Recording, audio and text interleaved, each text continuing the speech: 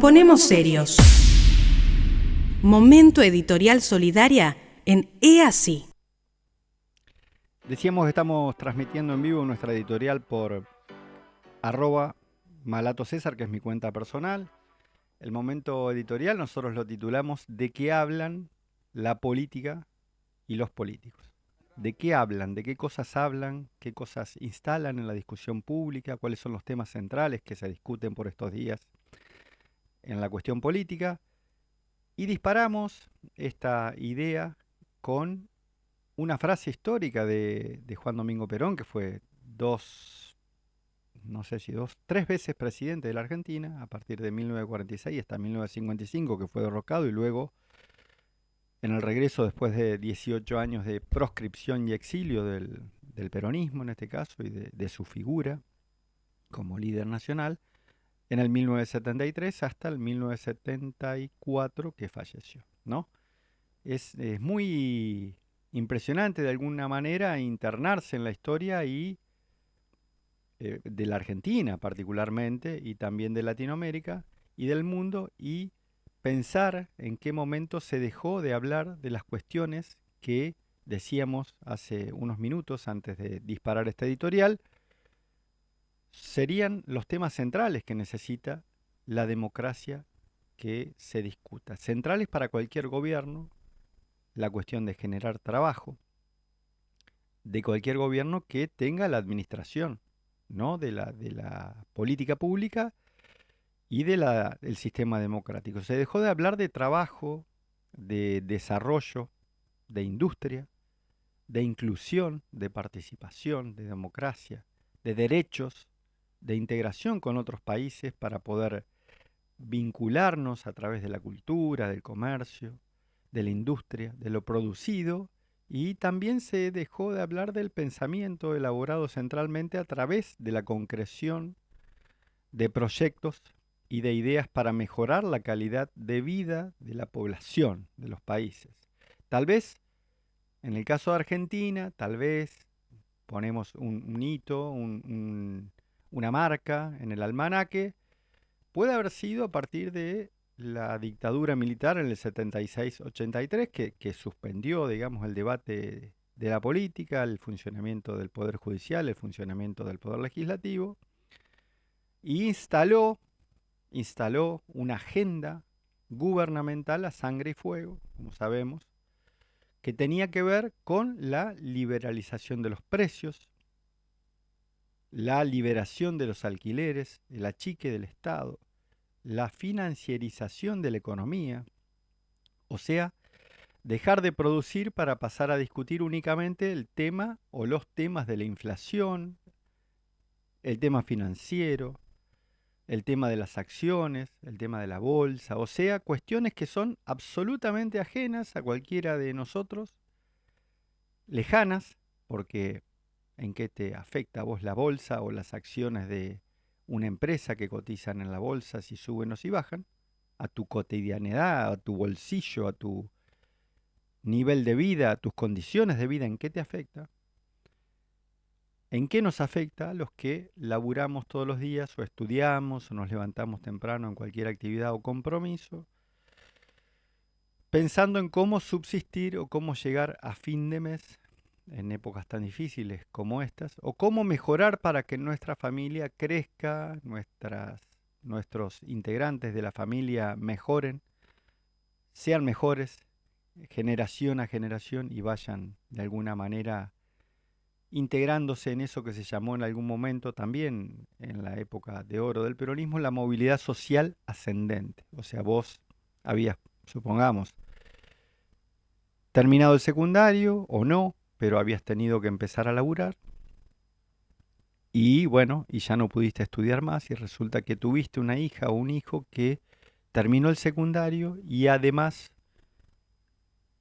empezó a estudiar en la universidad y tuvo la posibilidad de ser profesional, ¿no? Esto que se llamó en algún momento la primera generación de profesionales en las familias, y que trae esto que se llamó la movilidad social ascendente. O sea, mi hijo el doctor, mi hija la doctora, era una de las frases elegidas en esa época. ¿Para qué queremos que se discutan esos temas? Y para, vuelvo a decir, para mejorar la democracia, para que la democracia le dé respuesta a nuestras comunidades, para que haya menos violencia, para que haya menos violencia. Vemos lamentablemente cómo a diario hay un montón de cuestiones que tienen que ver con asaltos, con secuestros. Ahora de nuevo olvido lo de los secuestros, con tiroteos, con violencia juvenil a la salida de los boliches, con apenas un choquecito y se bajan a las piñas en el mejor de los casos, o cosas más graves también.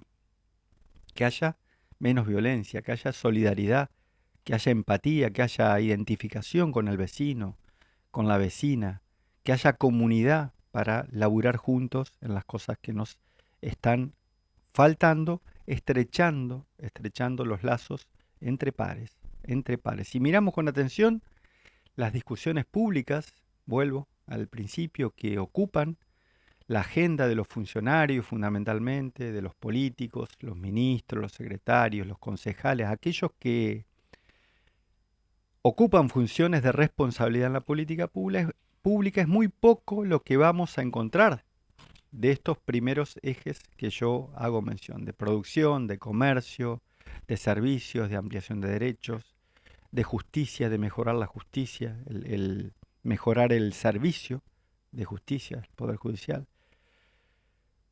Ha dejado de discutir la Argentina, la política, y nuestras ciudades también han dejado de discutir de estas cosas tan importantes, el trabajo, la inclusión, el desarrollo, el bienestar, la calidad de vida, etc.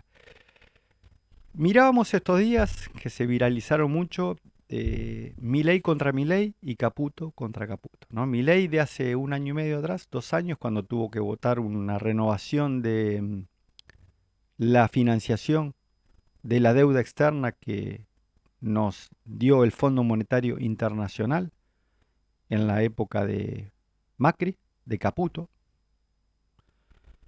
y votaba en contra. Milei, ¿no? Argumentaba, un argumento que nosotros coincidimos totalmente, que era un formato inmoral, el acceso, el pedir deuda al fondo, era un formato inmoral que comprometía y metía una mochila enorme en el lomo de las futuras generaciones. Y coincidimos con Milei. Con ese Milei, de hace 1 año y pico, 2 años atrás, coincidimos 100%. Tomar deuda, correr al fondo es, me decía un amigo anoche, es la última instancia, es cuando vos no tenés más de dónde rascar la olla, a quién pedirle, y vas y corres y golpeás la puerta al usurero que conocés y le decís, mirá, necesito 50 lucas. Y bueno, sí, está bien, pero yo, mirá, en 30 días necesito que me devuelvas 100, suponte, el doble. Y así, préstamo con préstamo, fue la historia de la Argentina con el fondo, y es lo que rechazaba ese Milei hace 2 años, cuando aún tal vez, creo yo, creemos algunos, no tenía perspectiva de ser presidente de la Argentina. En este caso, este Milei de hoy dice que va a pedir 20.000 millones de dólares al Fondo Monetario Internacional. ¿Qué van a pagar? Van a ser una carga pesada, como él dice, ha dicho en otro Milei, otra versión de Milei. Va a ser una carga muy pesada para nuestras generaciones, nuestros hijos, nuestros nietos. Y Caputo, que decía hace unos días en un reportaje, en estos reportajes a medida que hacen con algunos periodistas, comunicadores, que no les repreguntan nada, barbaridades dicen y no les hacen ni una sola pregunta. Ejemplo fue lo de Espert, candidato a diputado nacional en Provincia de Buenos Aires por la Libertad Avanza, fue vergonzoso. En vivo, con una periodista, dijo que iban a pedir 20.000 millones de dólares, menos aproximadamente 14.000 de refinanciación, les iban a quedar 11.000. Un segundo, escúchame. 20.000 menos 14.000 era 11.000 para Esper. Te mienten hasta en la cuenta y los periodistas no repreguntan. Entonces, decimos Milei contra Milei, nos gustaba el Milei de antes, el que decía que era inmoral pedir deuda. Caputo contra Caputo, que dice que esta vez no va a ser igual que antes y que antes, cuando ya nos endeudó y nos mega endeudó y después se fue a tomar sol a las playas de Brasil. Hay una foto memorable que se tomó tirado en la arena y en short. Caputo, después que fue prácticamente eyectado del gobierno de Mauricio Macri por el mismo Fondo Monetario Internacional.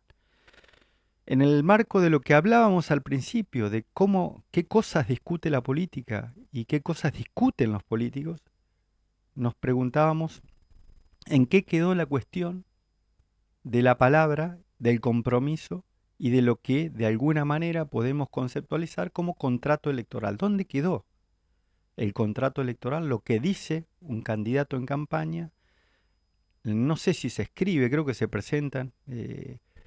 Jurídicamente hay obligación de presentar una plataforma electoral ante el Consejo Nacional, la Secretaría Nacional Electoral, como un requisito. Y proyectos, propuestas, ¿en qué quedó ese compromiso, esa palabra comprometida en nosotros, los votantes, o aquellos que, cada uno de ustedes que me escuchan, que votaron a alguien con alguna expectativa? ¿Dónde quedó eso que podíamos llamar contrato electoral? ¿Qué importancia le damos a la viabilidad de la democracia? Es otra discusión que estamos dando por estos días porque lamentablemente apareció Argentina, apareció en los lugares más bajos en el ranking de calidad democrática. Esto dicho por un organismo internacional, no por una ONG, ni por un partido, ni por una agrupación. Los niveles más bajos de calidad democrática que van transformando nuestra democracia, por lo menos esta democracia que estamos transitando hoy, en una suerte de autocracia, de aquellos que deciden por el resto de los poderes unipersonalmente o un grupo de 1, 2, 3 personas, que serían los autócratas en este caso, y hacen que el resto tengamos que bancarnos y someternos a esas decisiones. También esta semana, otra vez, Patricia Bullrich, otra vez, y lo vamos a decir todos los sábados que pase, en la marcha de las jubiladas y de los jubilados que están reclamando para vivir un poco mejor, para que les reintegren el descuento de los medicamentos, para tener un poco más de 350 lucas en el bolsillo, aquellos de la mínima, para mejorar sus condiciones de vida. De nuevo, la ministra de Inseguridad, decimos nosotros con algo de sarcasmo, Patricia Bullrich, con el aval absoluto de nuevo del presidente, de nuevo, pusieron una parafernalia de aparato de seguridad impidiendo manifestar libremente y en paz, como se hizo hace un par de semanas atrás y que buscan seguir provocando y desviando la atención de lo importante, que es lo que hablábamos al principio. Las consecuencias las de siempre. Jubilados gaseados, una niña de 9 años en este caso, que sufrió las consecuencias de los gases lacrimógenos que son tremendos. Si alguna vez te pasó, lo sabes de qué hablo. Además también se conoció esta semana los índices de destrucción de empleo registrado y de la profundización de la destrucción del Estado, ¿no? Esto de ser el topo del Estado que lo viene a destruir desde adentro, como dijo Javier Milei. Somos vos, yo, nosotras, con nuestros impuestos, quienes bancamos las políticas públicas, pagamos para que el Estado tenga algún presupuesto, y bancamos a estos mismos funcionarios que dicen que vienen a destruir el Estado, y esta semana comenzamos a ver cómo también otro hito santafesino en este caso, los jueces que llevan adelante los juicios por el caso de la mega estafa de Vicentín somos todos, te acordarás, las banderas, las marchas, remeras, Vicentín somos todos, defendiendo una empresa que por estas horas, por estos días, sus directivos, sus encumbrados gerentes están puestos presos, algunos de ellos. Ya algunos inclusive tienen por la cabeza condenas de 10 años y más. También estafaron, no solo en la Argentina, estafaron a miles de productores. En el caso nuestro conocemos muy bien por las cooperativas agropecuarias y los productores que son asociados a las cooperativas agropecuarias que entregaron su producción granaria a Vicentín como todos los años y que nunca les pagaron. Y además nos mega estafaron con complicidad del gobierno de turno, en este caso Mauricio Macri, sobre el último mes de gobierno prácticamente, con una enorme deuda, miles de millones de pesos al Banco Nación. al Banco Nación. Todos sabían lo que estaban haciendo. Todos miraron para el costado también. Si Milei contra Milei nos hace elegir el Milei bueno, pongámosle así, el Milei con el cual estábamos de acuerdo, hace algún año y pico, que se oponía a tomar deuda por convertir la deuda externa de políticos corruptos o los peores políticos, como decía él, en un pesado lastre para el desarrollo de nuestro país y las generaciones futuras. Sí, Vicentín éramos todos, si Vicentín éramos todos, si los argentinos en el 1978, en el Mundial, éramos derechos y humanos, era una de las consignas de la dictadura militar, a un kilómetro y pico de uno de los principales centros de concentración de presos en forma clandestina, como fue la ESMA. La verdad es que estamos ante un accionar de la política y del gobierno y de conversaciones de temas políticos que invaden la agenda pública, en un problema que ronda el autoritarismo, el empoderamiento de las fuerzas de seguridad, la represión, el achique de derechos, las faltas de garantías. Y estamos claramente ante un accionar político que nos agravia como ciudadanos, como ciudadanas, que no nos da ninguna seguridad para desarrollarnos, nos mete en situaciones de imprevisibilidad prácticamente muy fuertes y muy complejas que nos meten en zonas turbulentas e inestables. Creemos que, y apelamos todos los sábados desde esta editorial, que los partidos políticos con intereses democráticos, nacionales y populares deberían empezar a plantear también en sus agendas y a poner en sus plataformas futuras, ¿por qué no?, discutir la necesidad de desconocer la deuda externa, este tramo por lo menos de la deuda externa que se tomó, que se va a tomar, de 20.000 millones, plantear firmemente para qué se va a usar esos 20.000 millones de dólares que vamos a tomar y desconocerla por ilegítima e ilegal. Recordemos que hay una ley nacional que exige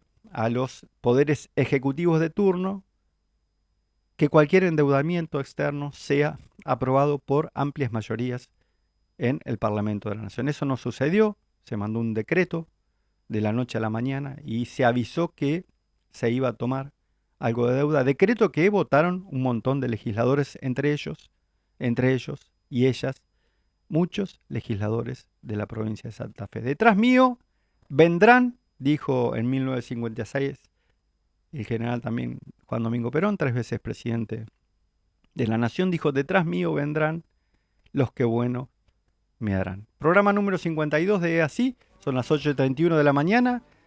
Quédate, ya venimos con toda nuestra programación.